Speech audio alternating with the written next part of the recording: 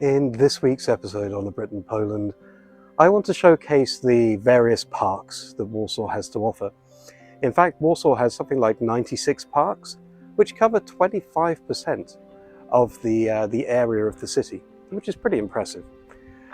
Of course, you have the infamous Shaniki Park, but actually, even though we will mention that in the video, there are so many other places worth seeing.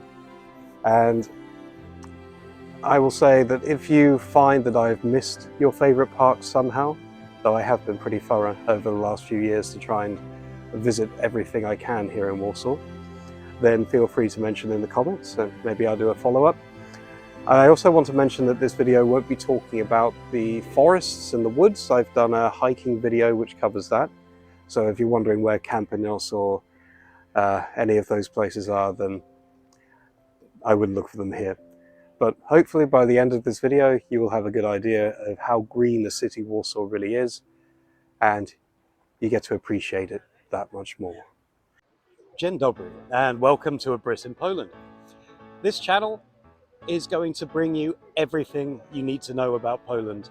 I am exploring the country, bringing you the history, trying to tell you about the culture, and show you what it is really like to live here. So feel free to check out my other media, Instagram, Facebook, and I will share links to those in the comments. I also have a website, www.britlivinginpoland.com, where I collate my videos for easy to view manner. Also, you are welcome to contribute to my efforts through Patronite or Patreon, and all descriptions are available below the video. I hope you enjoyed today's video, and please come back for more by subscribing, liking, or commenting. Thank you very much. Do zobaczenia. As you can see in the graphic here, there are a lot of parks in Warsaw, and this won't even be all of them.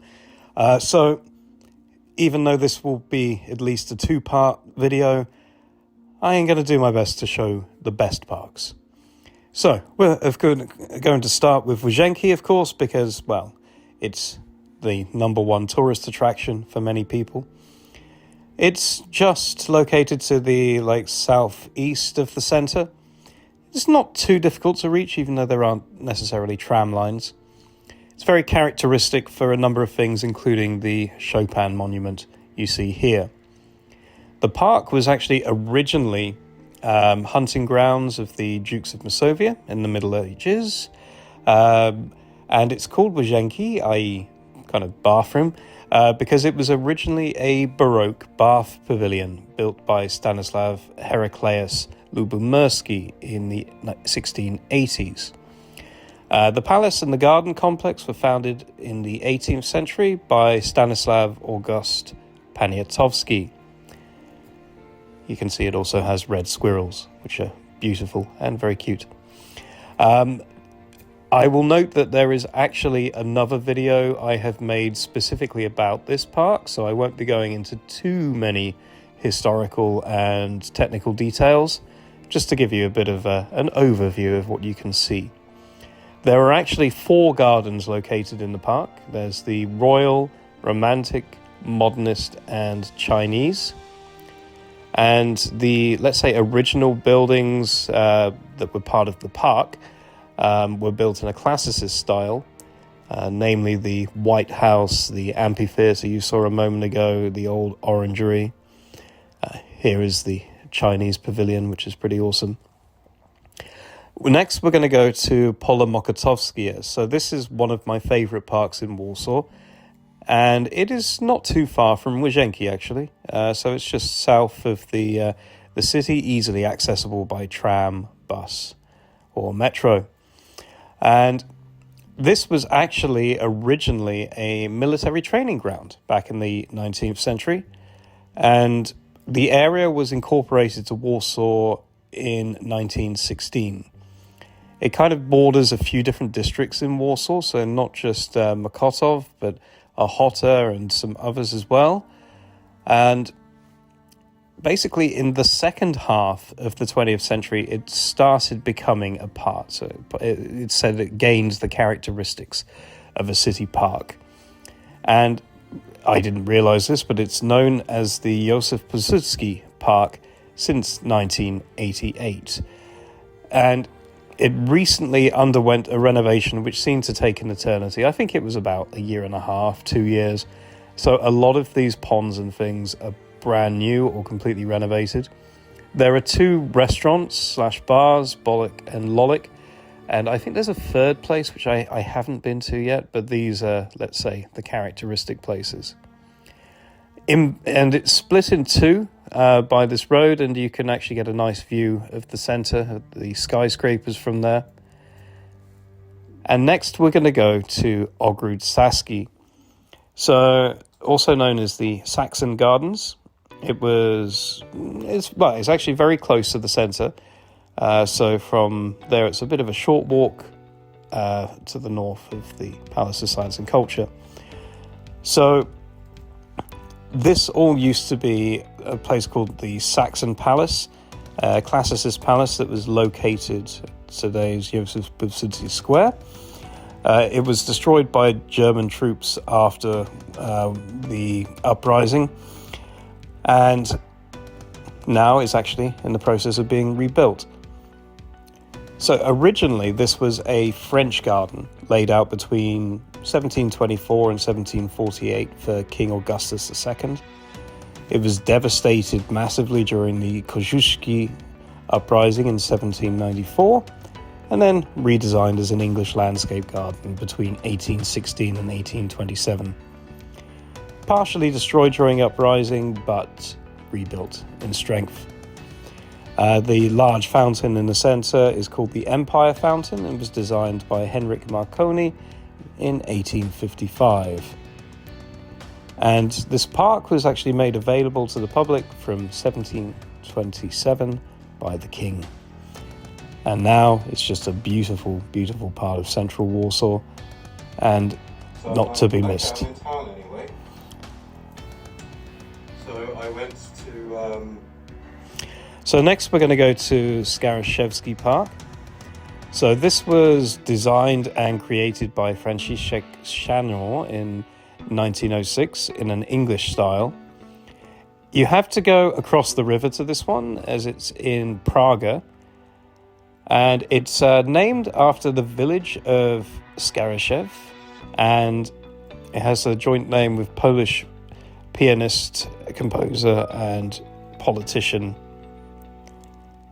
which is pretty cool. The monument you just saw was actually a commemoration to the Poles killed in the September 11th attacks in New York. This is the Rose Garden, which is very beautiful.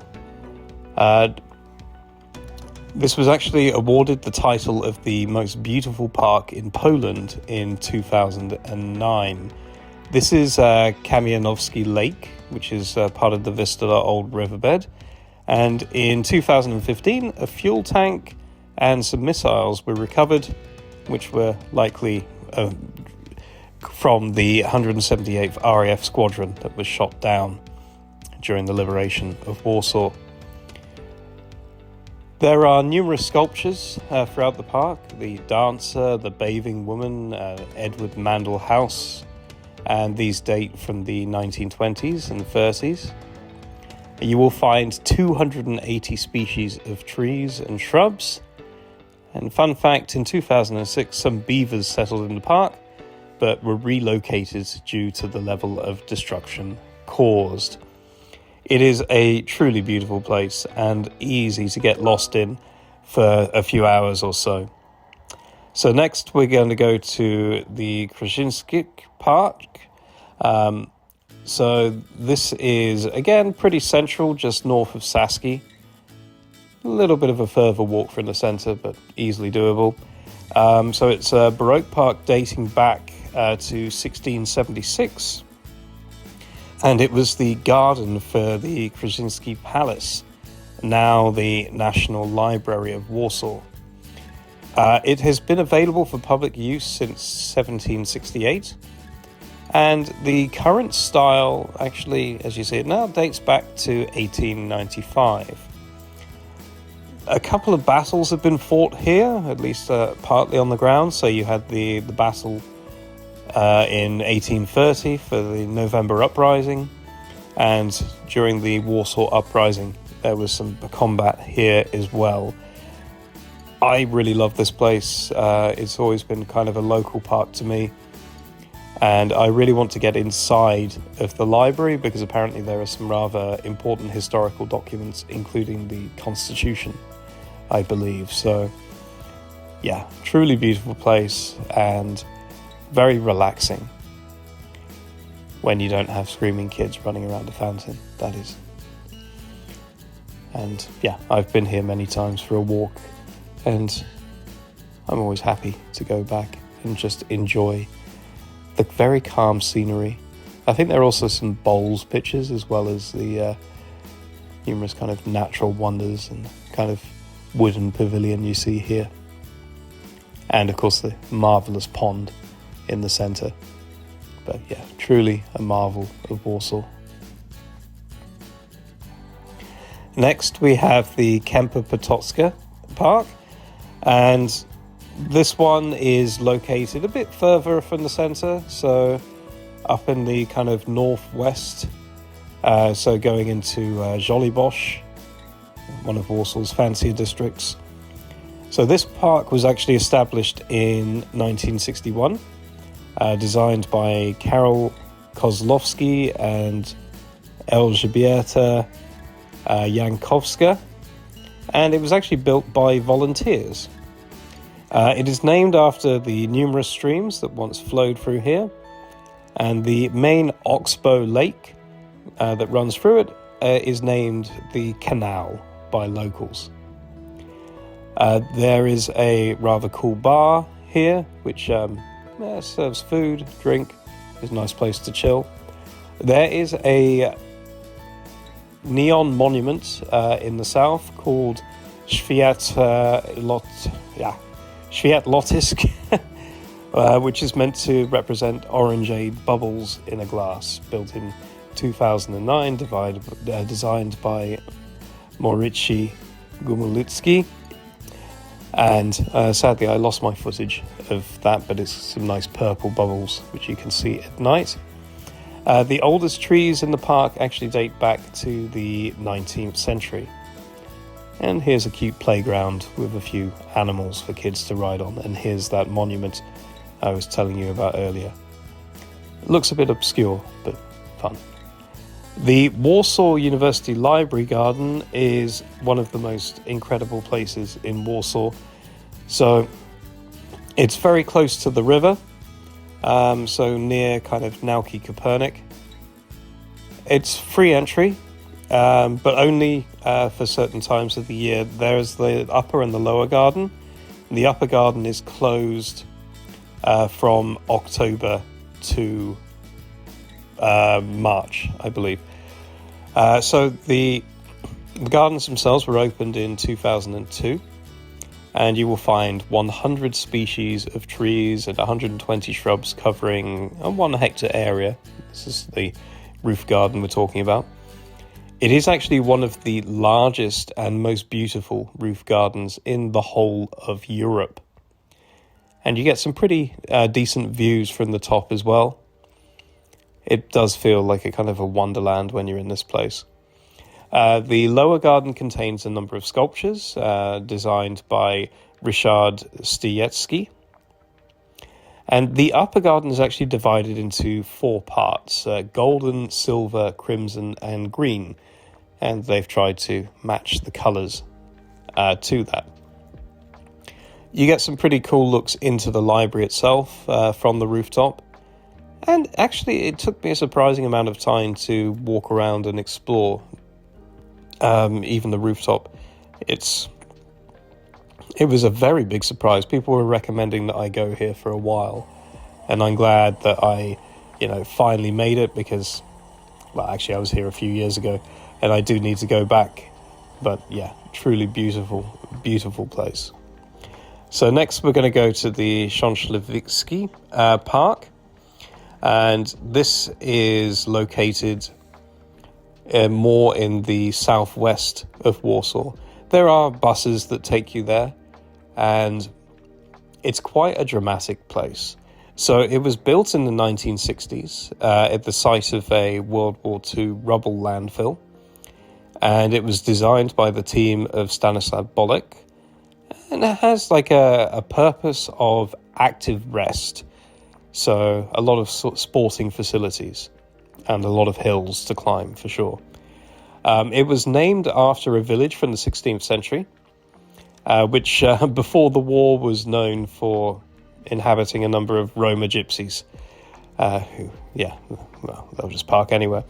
The rubble from the landfill was actually used to help build the hill, and is now part of a ski slope, which is open, I think, all year round, more or less. The irregular shaped pond is where the clay pits were previously, and actually contain 18 species of fish. And the park itself contains 45 bird species. If you go to the top of the hill, you get an incredible view of Warsaw. And this was one of my favourite quirks.